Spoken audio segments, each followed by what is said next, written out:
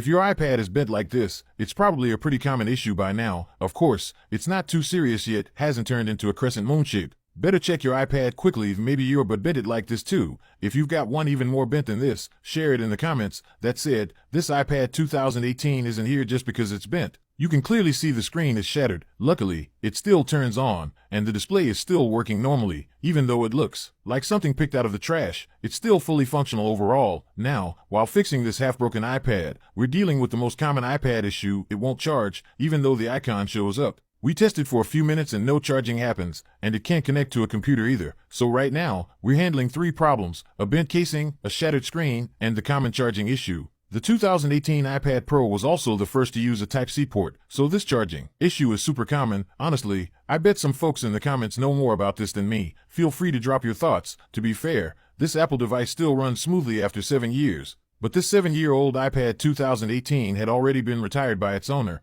One day, he came across our video and saw lots of repairs for this model. So he decided to fix it up for watching movies again. He's hoping we can fully restore it, even though it's a bit old. No need to waste a broken screen cover. The screen is easy to remove. As soon as we unplugged the charging port flex cable, we could clearly see this is definitely the result of using a bad charger. I won't say much here, comment section experts. Help me explain this. The corner points were completely fused together, compared to the normal ones, which are separated. In this case, changing the port flex might fix it if we're lucky. If not, it could have fried the CPU. So, what's the outcome? Let's install a new charging port and test it. Connected to the computer, still not recognized. That confirms there's still a deeper issue. We've seen this damage too many times. The principle is simple. The contact points have fused, burning out the motherboard, and those corners are connected to lots of chips, including the CPU. Whether the CPU is fried depends on luck. When we measured the signal lines, one used to be over 700, but now it's down to 600. Checking the schematics, that line connects to the USB chip and Type-C charging IC. The good news? We didn't see any issues on lines going to the CPU.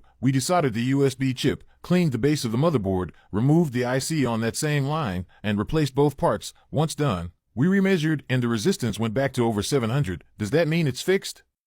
Let's reconnect to the computer and test. Boom, connected successfully. That's some good luck. Otherwise, there wouldn't be more repairs to do, even though this one was saved. Many 2018 iPads end up with fried CPUs, and this issue from using bad Type-C chargers has even extended to the iPhone 15 series. Don't say I didn't warn you. If you don't believe me, feel free to ignore it. If it breaks, you can always come to me for repairs. With the motherboard fixed, time for round 2, the screen repair. We've seen many phone screens repaired, but what's different with iPad screens? First, we remove the Face ID component. Since the screen is badly cracked, we cover it fully with adhesive tape to keep it in place. Then we heat it up on a hot plate, remove the magnets, create a small opening at the edge, and use a super thin wire to separate the screen from the glass layer. Pull from top to bottom, and the glass separates cleanly. In truth, iPad repair is the same principle as phones, just bigger. The original touch layer stays intact, meaning there's still a digitizer layer, and the key here is not damaging that touch layer. If it's ruined, you'll lose touch functionality. After that, we clean off all the OCA glue from the screen, use a special solvent to wipe it down. Now let's test, does the surgery work? If the screen lights up, it's fine. Touch functions are also working perfectly, so this repair was a success. Next, we align the new cover glass with the screen, stick them together, and place it into the auto lamination machine. Once that's done, we put it into the bubble remover machine. What was once a completely broken screen now looks brand new. Install it back into the device and run a final test. Everything works fine, including Apple Pencil multi-touch support. With the screen done, now we fix the bent casing. First, remove the leftover glass shards. Surprisingly, bending it back is simple. You don't need fancy tools, just gentle, manual pressure. Be very careful not to apply too much force, especially near the motherboard. Gently press and shape along the bent edge. Eventually, can you believe this was the same bent shell?